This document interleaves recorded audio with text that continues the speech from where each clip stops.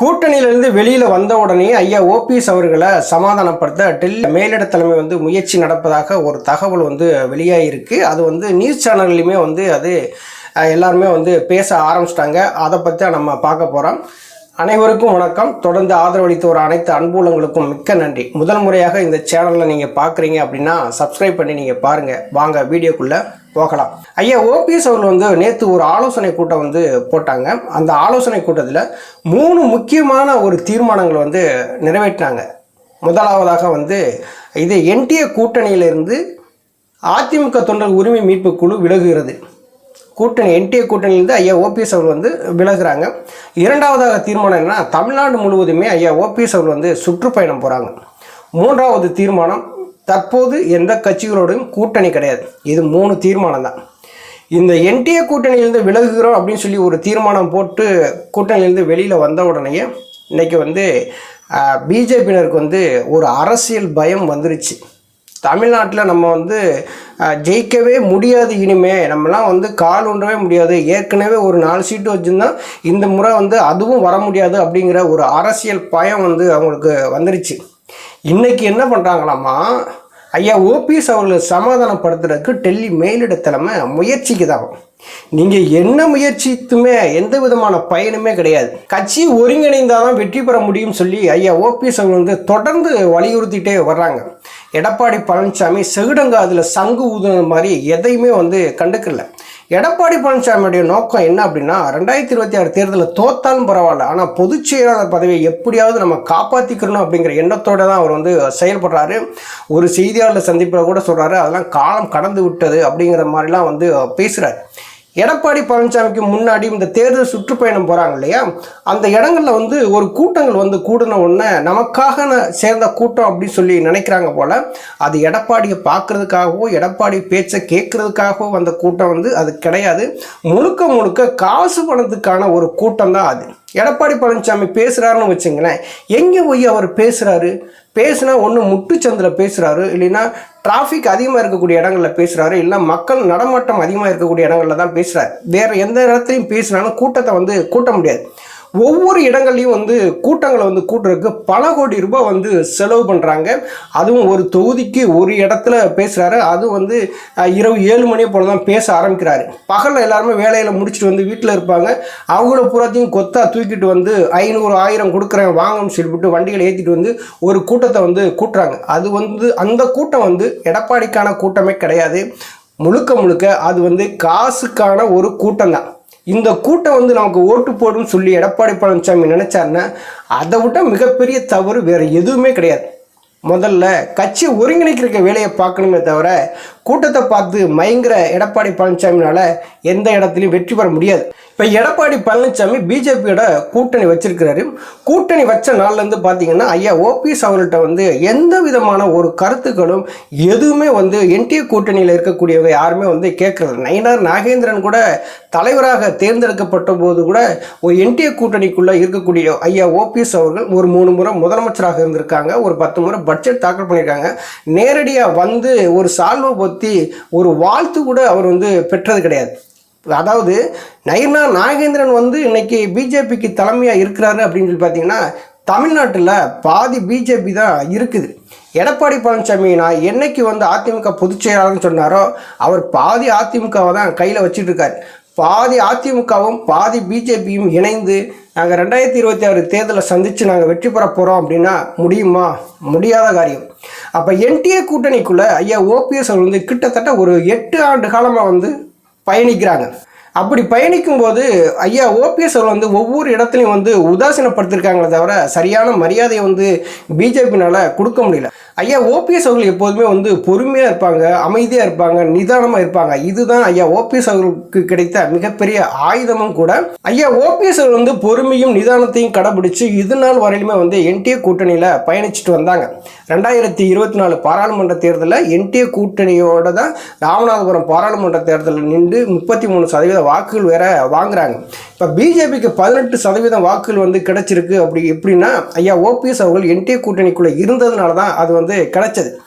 இப்போ பிஜேபியினர் என்ன பண்ணுறாங்க அப்படின்னா, என்டிஏ கூட்டணியிலேருந்து ஓபிஎஸ் வெளியில் போயிட்டாரு, இவர் எப்படியாவது உள்ளே கொண்டு வரணும்னு சொல்லிவிட்டு பிஜேபியினர் என்ன பண்ணுறாங்க, மேலிட தலைமை என்ன பண்ணுது, எப்படியாவது சமாதானப்படுத்தி எப்படியாவது ஓபிஎஸ் வந்து கூட்டணிக்குள்ளே கொண்டு வந்துடணும் அப்படின்னு சொல்லி நினைக்கிறாங்க. ஐயா ஓபிஎஸ் அவர்கள் வந்து ஒரு முடிவை வந்து தெளிவாக எடுத்துட்டாங்கன்னா அதில் பின்வாங்குறதுக்கான வாய்ப்புகள் வந்து கிடையாது. 2 முறை வந்து மத்திய உள்துறை அமைச்சர் வந்து தமிழ்நாடு வர்றாங்க. தமிழ்நாடு வந்து இன்னைக்கு எடப்பாடி பழனிசாமி சந்தித்து பேசுகிறாங்க, ப்ரெஸ் மீட் நடத்துகிறாங்க, எல்லாம் பண்ணுறாங்க. பிஜேபி அதிமுக கூட்டணி வச்ச நாள் வந்து ஐயா ஓபிஎஸ் அவர்களை வந்து அமித்ஷா அவர்கள் வந்து சந்தித்து பேசவே கிடையாது. எடப்பாடி பழனிசாமி என்ன சொல்கிறாங்களோ அதை வந்து பிஜேபி கேட்கக்கூடிய ஒரு சூழ்நிலை வந்து இன்னைக்கு வந்து உருவாயிருச்சு. இப்போ நரேந்திர மோடி அவர்களுமே பார்த்தீங்கன்னா அன்றைக்கி தமிழ்நாடு வர்றாங்க, 2 நாள் சுற்றுப்பயணமாக இங்கே வர்றாங்க. வந்து ஐயா ஓபிஎஸ் அவர்கள் வந்து கடிதம் எழுதி கூட கேட்குறாங்க, உங்களை வந்து வரவேற்பதற்கு ஒரு அனுமதி வேணும்னு கேட்கும்போது அந்த அனுமதி வந்து மறுக்கப்படுது.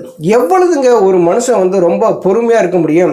ஐயா ஒரு கட்டத்தில் வந்து நேற்று கூட தமிழக முதல்வர் ஸ்டாலின் அவர்களை சந்தித்து வெளியில் செய்தியாளர் சந்திப்பில் வந்து பேசுகிறாங்க. ஐயா ஓபிஎஸ் அவர்கள் எனக்கு சுயமரியாதை இருக்குது அப்படின்னு வந்து சொல்கிறாங்க. எனக்கென்று சுயமரியாதை இருக்குது அரசியலில் அப்படின்னு சொல்லி பேசுகிறாங்க. இன்னைக்கு சுயமரியாதையை பற்றி பேசுகிறாங்க ஐயா ஓபிஎஸ் அவர்கள் அப்படின்னா அவருடைய மனது வந்து எவ்வளவு புண்பட்டிருக்கும் அப்படிங்கிறது பிஜேபியினருக்கு தெரியாதா? இப்போ நரேந்திர மோடி அவர்கள் வந்து ஐயா ஓபிஎஸ் அவர்கள் சந்திப்பை வந்து தவிர்த்துட்டு எடப்பாடி பழனிசாமியை சந்திக்கிறாரு, ஜி.கே. வாசனை சந்திக்கிறாரு, ஏசி சண்முகத்தை செஞ்சிருக்கிறாங்கன்னா இது எந்த விதமான ஒரு அரசியல் நிலைப்பாடு அப்படிங்கிறது ஐயா ஓபிஎஸ் அவர்களுக்குன்னு தெரியாதா? ஏசி சண்முகம் எத்தனை சதவீத வாக்கு வச்சிருக்கிறாரு, ஜி.கே. வாசன் எத்தனை சதவீதம் வாக்கு வந்து வச்சிருக்கிறாரு. அப்போ அவர்களுக்கு சந்திக்க கொடுக்கக்கூடிய அந்த நேரத்தை 3 முறை முதலமைச்சராக இருந்தவர், 4.5 ஆண்டு காலம் துணை முதலமைச்சராக இருந்தவர், 10 முறை பட்ஜெட் தாக்கல் பண்ணவர் ஐயா ஓபிஎஸ் அவர்களுக்கு வந்து ஏன் கொடுக்கல அப்படிங்கிற ஒரு கேள்வி வந்து அரசியல் வட்டாரத்தில் எழுது இல்லையா?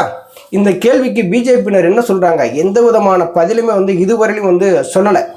இன்னைக்கு வந்து ஐயா ஓபிஎஸ் அவர்களை வந்து நாங்கள் கூட்டணிக்குள்ளே எப்படியாவது கொண்டு வரணும், அவரை சமாதானப்படுத்தணும் அப்படின்னா தன்மானம் இழந்து யாரும் யாரோடையும் கூட்டு சேர மாட்டாங்க அப்படிங்கிறத நேற்று ஐயா ஓபிஎஸ் அவர்கள் வந்து வெளிப்படையாக சொல்லிட்டு போயிட்டாங்க. எடப்பாடி பழனிசாமி பிஜேபி தோக்கணுங்கிறதுக்காக தமிழ்நாட்டில் வந்து பிரச்சாரம் பண்ணார். பிஜேபி வெற்றி பெற்று பிரதமர் மோடி 3வது முறையாக பிரதமராக வரணும் அப்படின்னு சொல்லிட்டு தான் ஐயா ஓபிஎஸ் அவர்கள் களத்தில் நின்று பிரச்சாரம் பண்ணாங்க. இப்போ எடப்பாடி பழனிசாமி நல்லவராயிட்டாரா? எடப்பாடி பழனிசாமியுடைய தலைமையை ஏற்று ஐயா ஓபிஎஸ் அவர்கள் என்டிஏ கூட்டணிக்குள்ளே இருந்து எடப்பாடி பழனிசாமி முதலமைச்சராகிறதுக்கு ஐயா ஓபிஎஸ் அவர்கள் வந்து தேர்தல் பிரச்சாரம் பண்ணுவாங்களா?